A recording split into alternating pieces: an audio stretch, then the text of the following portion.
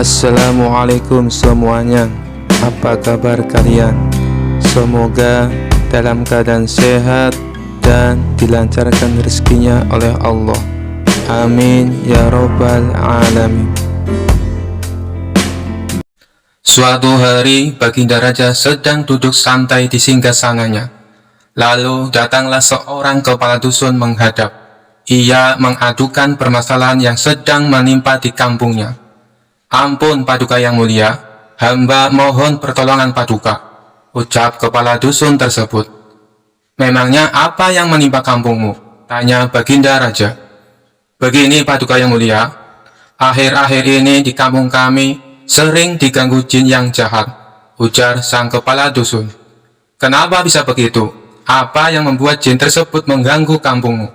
tanya lagi Baginda Raja penasaran. "Paduka yang mulia, kampung kami mempunyai kekayaan alam yang berlimpah. Hampir setiap musim panen, kami selalu mendapat banyak keuntungan," jawab kepala dusun. Mendengar jawaban tersebut, Baginda Raja menjadi bingung. "Lalu apa hubungannya? Masa gara-gara kampungmu subur membuat jin tersebut mengganggu?" tanya Baginda Raja heran. "Benar Paduka yang mulia, jin tersebut mengaku berkat jasa dialah kampung kami menjadi subur dan melimpah. Oleh karenanya, setiap datang musim panen, ia meminta tumbal seorang gadis. Bila permintaannya tidak kami penuhi, ia mengancam akan menghancurkan desa kami," jelas kepala dusun. "Oh, jadi itu alasannya. Baiklah, sekarang kamu pulang saja. Nanti saya akan mengutus seseorang untuk mengatasi masalah di kampungmu," ucap Baginda Raja. Selepas kepala dusun itu pamit pulang, Baginda Raja memanggil semua penasihat istana untuk mencari solusi atas permasalahan yang menimpa kampung tersebut. "Paduka yang mulia, yang kita hadapi adalah makhluk halus. Kita tidak mungkin melawannya dengan pasukan kerajaan. Yang ada nanti para prajurit malah kerasukan," ujar salah satu penasihat istana. Sedangkan para penasihat istana yang lain terlihat masih kebingungan mencari solusi yang tepat. Akhirnya terbesit di benak Baginda Raja sosok Abu Nawas. Saat itu juga ia memerintahkan prajurit istana menjemput Abu Nawas. Singkat cerita, datanglah Abu Nawas ke istana dan menghadap Baginda Raja. "Ampun Paduka yang mulia, ada gerangan apa Paduka memanggil hamba?" tanya Abu Nawas. "Saya akan memberimu tugas penting Abu Nawas. Tugas ini harus kamu laksanakan. Kamu tidak boleh menolaknya," balas Baginda Raja. "Tentu saja saya siap Paduka yang mulia. Kalau boleh tahu tugas apakah itu?" tanya lagi Abu Nawas. Suasana di kampung sebelah sedang tidak aman. Katanya ada jin yang suka mengganggu warga kampung tersebut. "Dan saya perintahkan kamu menyelesaikan masalah ini," beber Baginda Raja. Abu Nawas kaget mendengarnya. "Maksud Paduka, hamba disuruh menaklukkan jin jahat itu?" tanya dia memastikan. "Benar sekali Abu Nawas, aku tahu kamu pasti bisa mengalahkannya," ujar Baginda Raja. Raut muka ketakutan dan gemetaran mulai terlihat pada diri Abu Nawas. "Ampun Paduka yang mulia, apa Paduka tidak salah orang? Saya kira Paduka keliru kalau sampai menunjuk saya, sebab saya ini bukan orang sakti," kata Abu Nawas. "Wahai Abu Nawas, aku tahu kamu memang bukan orang hebat, bukan pula orang sakti. Tapi dengan akal cerdikmu, aku yakin kamu bisa mengalahkan jin jahat itu," ucap Baginda Raja. Abu Nawas dengan terpaksa menerima tugas tersebut, karena jika menolaknya bisa dihukum berat oleh Baginda Raja. Keesokan harinya berangkatlah Abu Nawas menuju kampung yang dimaksud. Setibanya di sana, ia langsung menemui kepala dusun. "Apakah Anda utusan Baginda Raja?" tanya kepala dusun. "Iya benar, saya diutus Baginda Raja ke sini," jawab Abu Nawas. Kepala dusun itu lalu menceritakan semuanya tentang sosok jin yang sering mengganggu kampungnya, termasuk meminta tumbal seorang gadis saat musim panen tiba. Setelah mendengar secara seksama, Abu Nawas lalu bertanya, "Apakah di antara warga ada yang pernah melihat wujud jin tersebut?" Sang kepala dusun menjawab, "Saya kira hampir semua warga kami pernah melihatnya. Saya sendiri juga pernah melihatnya. Abu Nawas kemudian kembali bertanya, bagaimana wujudnya? Kepala dusun tersebut menjawab, tubuhnya tinggi dan rambutnya dikuncir di antara kepalanya yang botak. Seketika Abu Nawas langsung mengetahui kalau jin yang dimaksud adalah jin Ifrit. Sepertinya aku harus mencari cara supaya bisa mengalahkan jin Ifrit, pikir Abu Nawas. Setelah berpikir agak lama, muncullah ide cemerlang di otak Abu Nawas. Bagaimana Tuan? Apakah Tuan sanggup menghadapinya? Tanya kepala dusun kepada Abu Nawas. Tenang saja, jin Ifrit itu pasti akan bertekuk lutut di hadapanku. Sebenarnya dia hanya menggertak. Pasti ada wanita yang sedang dia sukai. Begini saja, aku akan menulis surat tantangan untuknya. Dan saya minta tolong supaya suratku ini diberikan kepada jin Ifrit. Perintah Abu Nawas kepada kepala dusun. Abu Nawas kemudian membuat surat tantangan dan memberikannya kepada kepala desa untuk disampaikan kepada jin Ifrit. Setelah surat tantangan itu diberikan, jin Ifrit pun menjadi marah. Dia berjanji akan membunuh siapa saja yang berani menantangnya. Sambil menunggu waktu pertandingan, Abu Nawas membuat sandal yang sangat besar. Tingginya saja sampai 40 meter. Ketika sandal tersebut selesai dibuat, ia meletakkannya di tengah lapangan yang nantinya menjadi tempat bertanding antara dirinya dan jin Ifrit. Setelah sebulan berlalu, tibalah saatnya waktu yang ditentukan. Jin Ifrit yang sudah geram menahan emosi langsung menuju lapangan untuk menghancurkan orang yang menantangnya. Dia datang dengan suara yang menggelegar. Di mana laki-laki yang berani menantangku? Keluarlah, aku akan hancurkan tubuhnya, ucap jin Ifrit sambil marah-marah. Para warga yang tadinya berkumpul hendak menyaksikan pertandingan spontan berlarian, meninggalkan lapangan karena takut menjadi sasaran amukan jin Ifrit. Berapa lama muncullah Abu Nawas ke tengah lapangan untuk menghadapi jin yang jahat itu. Oh, kamu yang bernama Abu Nawas, orang yang berani menantangku. Apa kamu sudah bosan hidup? Ayo sekarang kita bertarung, tantang jin Ifrit. Maaf, Anda salah orang. Saya ini muridnya Abu Nawas, kata Abu Nawas berpura-pura. Lalu ngapain kamu datang kemari? Cepat panggil gurumu untuk bertarung denganku, perintah jin Ifrit. Jangan khawatir, guruku pasti datang kemari. Aku kesini disuruh mengambil sandal guruku. Kemarin sehabis latihan, sandalnya tertinggal, balas Abu Nawas sambil menunjukkan sandal yang sangat besar yang tergeletak hampir menutupi separuh lapangan. Itu sandalnya Abu Nawas, tanya jin Ifrit. Iya benar, memangnya kenapa? Tapi saya tidak kuat mengangkatnya. Maukah kau membantuku membawakan sandal ini? Pinta Abu Nawas melihat sandal yang berukuran sangat besar tersebut. Sejenak jin Ifrit itu terdiam. Dia berpikir, sandalnya saja sebesar lapangan. Bagaimana orangnya? Jin Ifrit pun mulai ketakutan. Atau begini saja, saya akan panggil guru saya untuk datang ke sini langsung.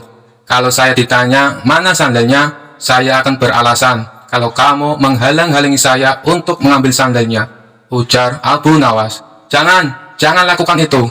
Lebih baik aku pergi saja sekarang, dan aku berjanji tidak akan mengganggu desa ini lagi, balas jin Ifrit yang jahat ini berteriak, dan segera menghilang karena ketakutan. Sekian dulu perjumpaan kita kali ini. Sampai bertemu lagi di kisah-kisah selanjutnya. Terima kasih yang sudah subscribe dan setia menonton channel ini. Wassalamualaikum warahmatullahi wabarakatuh. Kisah selanjutnya. Alkisah, suatu hari Abu Nawas sedang bepergian ke suatu tempat karena ada suatu urusan. Di dalam perjalanannya, ia melihat seorang pemuda yang hendak melompat dari sebuah jembatan. Kemudian Abu Nawas menghampiri pemuda tersebut sambil berteriak, "Jangan melompat dari tempat itu."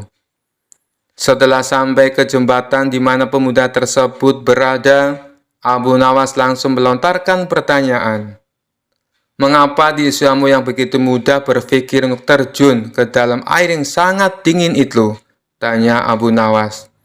"Karena bosan hidup," jawab pemuda tersebut. Tentu saja jawaban dari pemuda tersebut tidak bisa diterima oleh Abu Nawas begitu saja.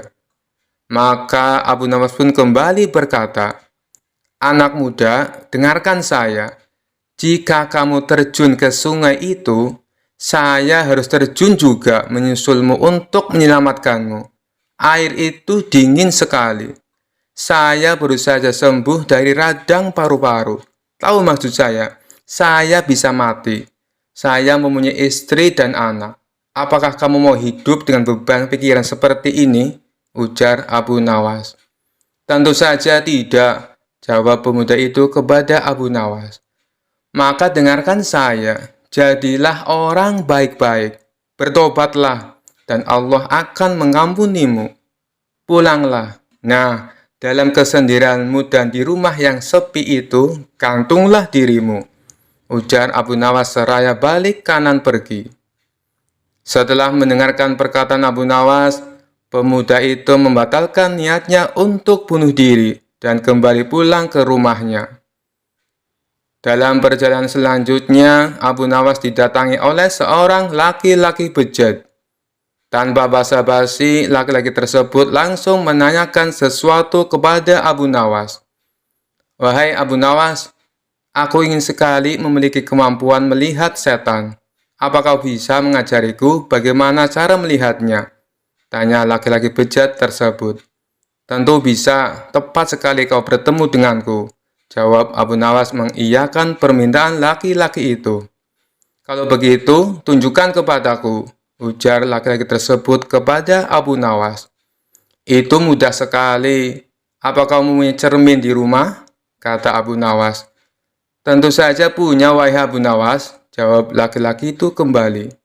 Kemudian Abu Nawas pun memberitahukan cara melihat wujud setan kepada laki-laki bejat tersebut. "Jadi begini caranya, pandangi cerminmu betul-betul. Tidak butuh waktu lama, kau akan melihat wujud setan yang ingin kau ketahui," jelas Abu Nawas. Pemuda itu yang mengetahui maksud dari perkataan Abu Nawas hanya bisa tertawa terpingkal-pingkal. Kisah selanjutnya. Suatu hari Baginda Raja merasakan suntuk. Ia ingin keluar istana untuk menghilangkan rasa jenuhnya. Maka dipanggillah Abu Nawas untuk menemani sang raja jalan-jalan. Singkat cerita, Abu Nawas dan Baginda Raja memulai perjalanannya.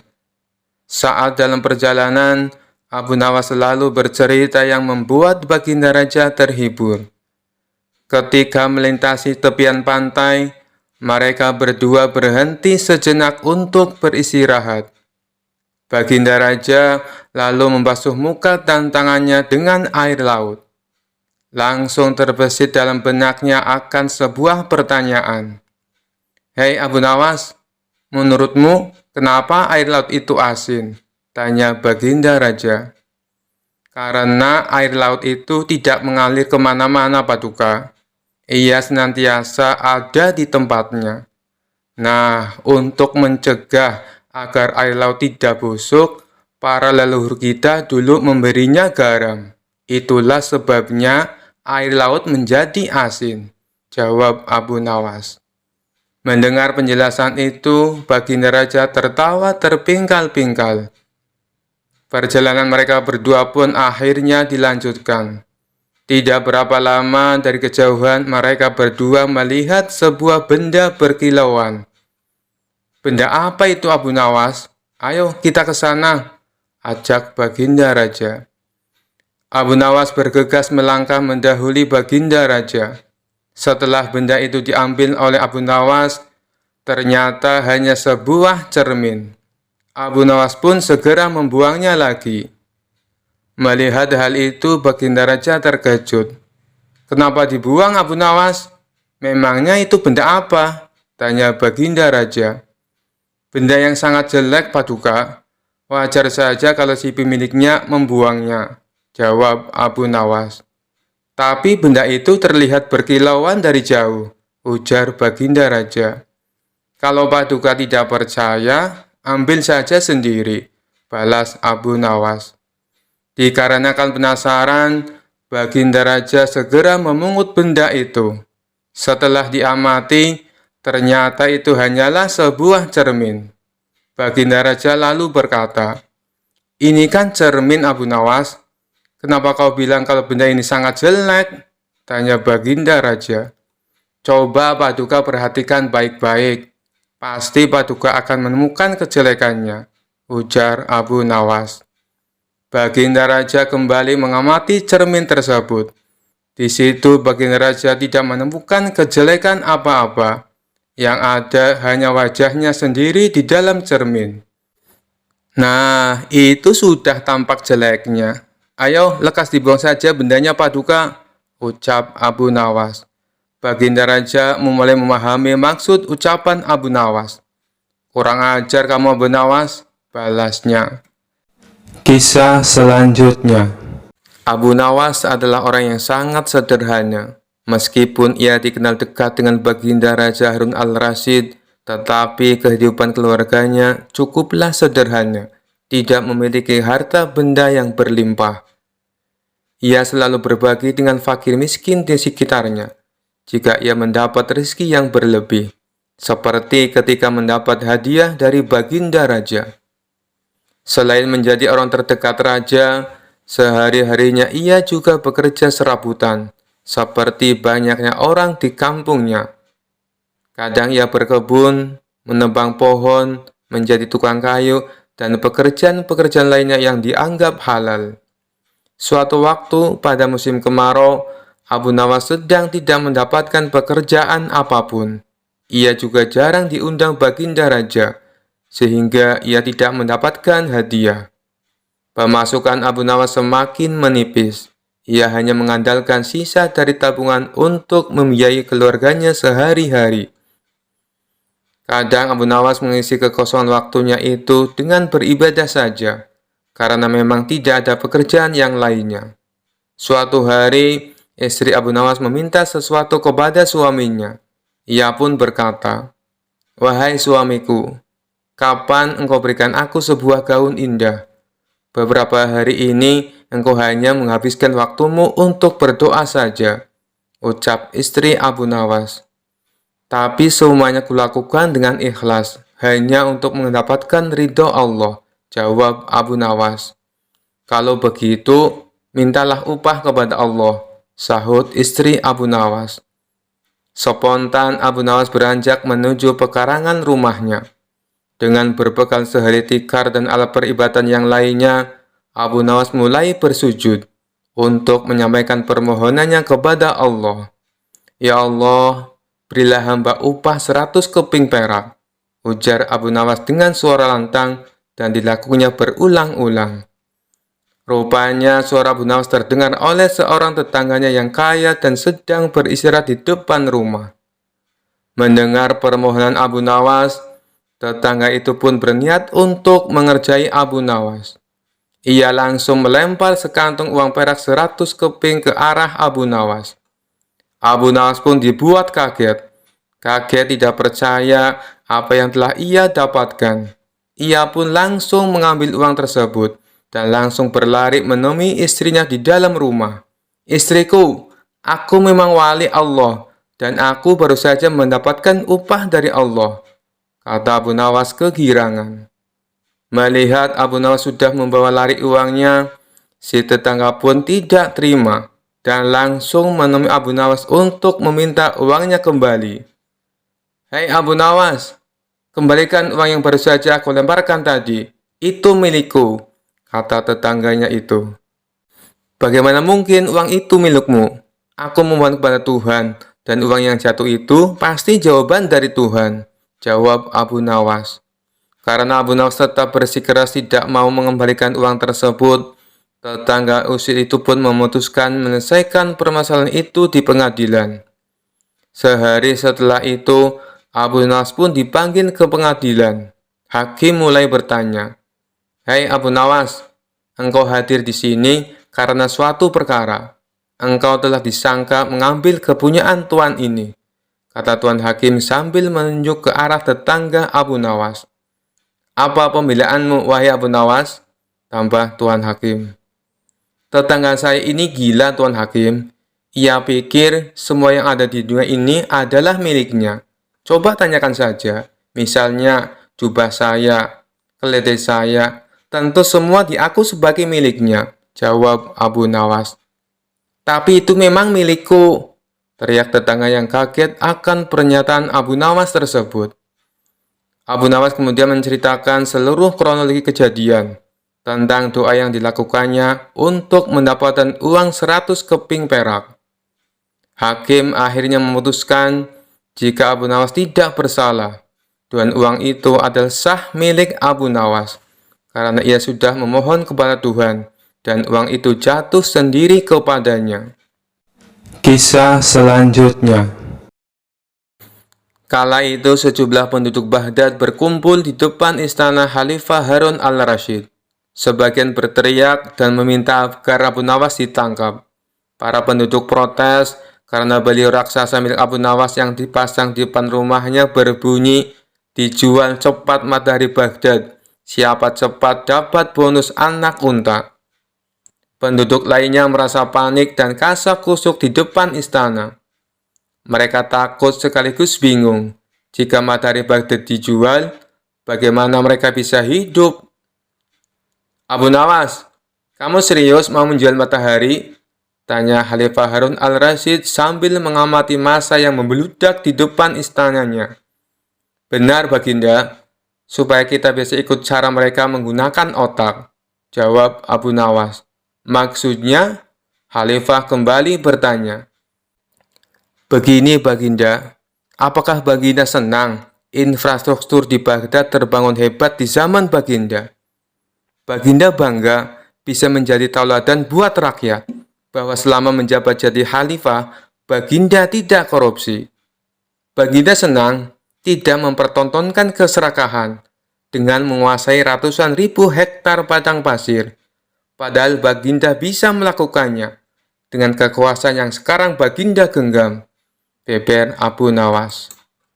Khalifah Harun al-Rasyid yang bingung lantas meminta Abu Nawas untuk menjelaskan maksud dari ucapannya itu. "Abu Nawas, coba langsung saja ke inti masalah. Jika Baginda turun dan tanya massa yang sekarang berdemonstrasi itu, ketahuilah bahwa mereka akan menjawab, 'Buat apa bangun infrastruktur? Infrastruktur tidak bisa dimakan.' Jadi, jalan-jalan mulus yang Baginda bangun selama ini, puluhan bendungan yang Baginda banggakan, lapangan terbang, rel kereta api, pasar-pasar, itu semua percuma, tak bisa dimakan," kata Abu Nawas menjelaskan. Khalifah Harun al-Rasyid terdiam. Baginda bangga tidak korupsi. Anak Baginda jual pisang goreng, itu malah membuat mereka marah dan cemburu. Buat mereka, Baginda mestinya korupsi saja, agar mereka tak repot-repot lagi bikin isu yang tidak masuk akal. Misalnya, Baginda keturunan Mongolia, Baginda memusuhi ulama, Baginda membiarkan perdebat yang sudah dilarang tumbuh lagi. Wah, pokoknya banyak, Baginda. "Lalu, apa hubungannya dengan menjual matahari?" tanya Khalifah Harun al-Rasyid.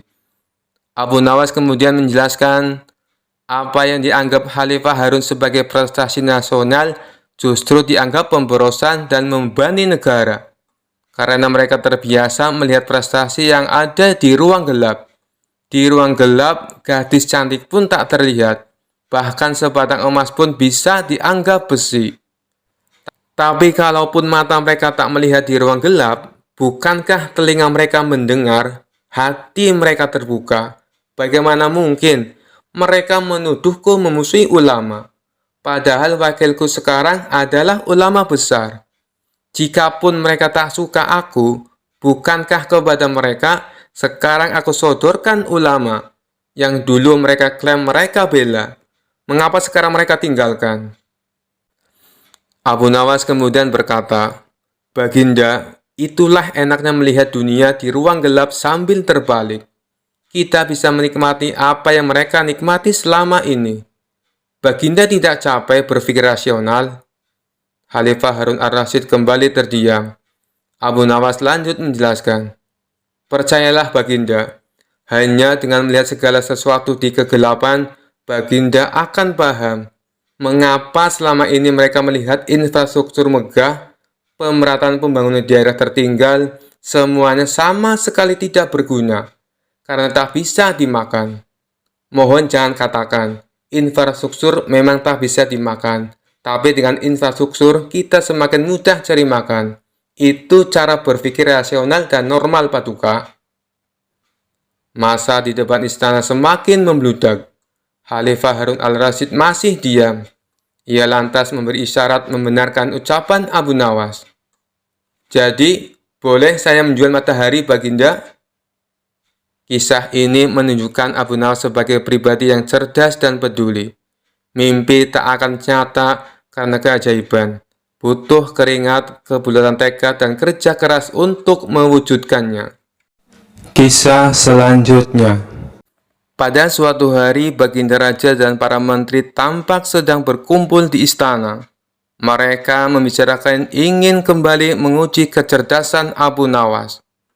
Paduka yang mulia, untuk menghadapi Abu Nawas, sebaiknya kita minta bantuan seorang ulama yang ilmunya lebih tinggi dan cerdas, saran salah satu menteri.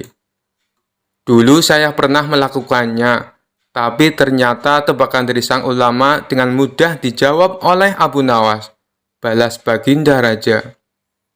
Begini Paduka, saya punya kenalan ulama dari negeri seberang. Beliau lebih cerdas dan berilmu tinggi. Saya kira dia bisa mengalahkan Abu Nawas, timpal sang menteri. Baiklah, hadapkan segera ulama itu ke istana, perintah Baginda Raja. Esok harinya, sang menteri mengajak ulama tersebut datang ke istana menghadap Baginda Raja. Wahai Tuan Syekh, saya membutuhkan bantuan Anda. Apakah Anda bisa membantuku? Kata Baginda Raja. Siap Paduka yang mulia. Kiranya bantuan apakah yang bisa hamba berikan? Tanya sang ulama. Adakah kamu punya pertanyaan sulit yang jawabannya tidak mudah ditebak? Kata Baginda Raja. Oh, itu saya punya. Tebakan yang sampai saat ini belum ada yang bisa menjawabnya. Maukah Padukaku beritahu? Balas sang ulama. Ya, beritahu saya. Apa tebakannya? Sahut Baginda Raja. Apa yang lebih jahat dari setan? Kata sang ulama. Bukankah setan adalah makhluk yang paling jahat? Tapi kenapa kau bilang ada yang lebih jahat? Tanya Baginda Raja heran. Katanya Paduka butuh tebakan. Jawab saja Paduka. Kalau bisa berarti Paduka seorang yang pandai. Ujar sang ulama. Pertanyaan ini belum pernah aku dengar sebelumnya, dan pasti Abu Nawas tak akan bisa menjawabnya, pikir Baginda Raja. Bisakah kau beritahu aku apa jawabannya? Pinta Baginda Raja kepada sang ulama. Maaf Paduka yang mulia, tapi saya tidak akan memberitahu kepada siapapun, balas sang ulama.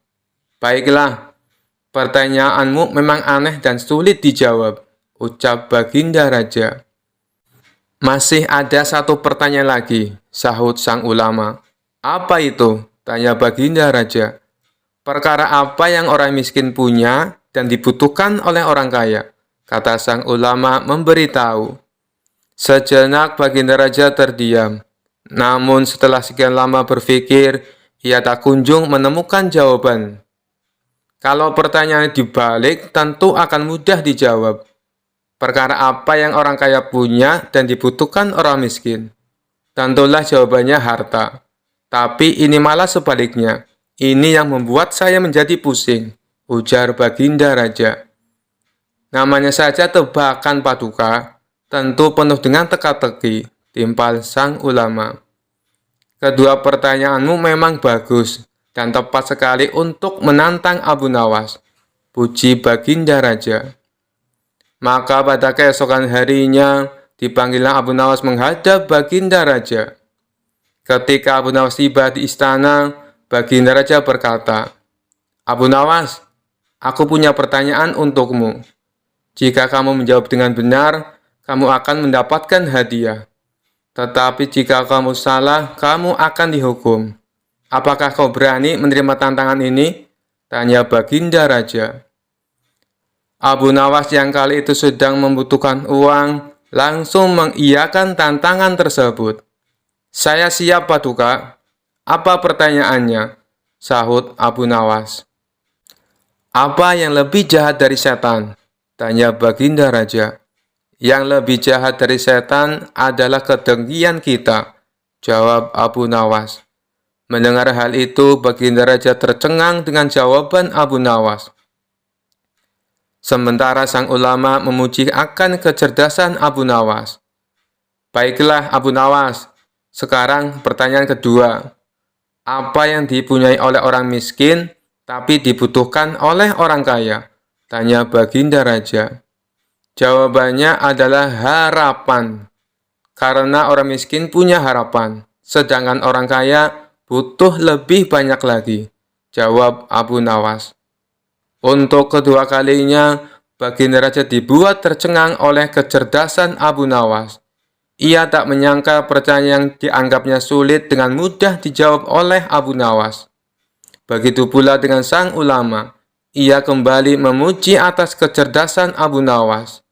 Sesuai dengan janji yang diucapkan Baginda Raja, kemudian memberi Abu Nawas hadiah. Sekian dulu perjumpaan kita kali ini. Sampai bertemu lagi di kisah-kisah selanjutnya. Terima kasih yang sudah subscribe dan setia menonton channel ini. Wassalamualaikum warahmatullahi wabarakatuh.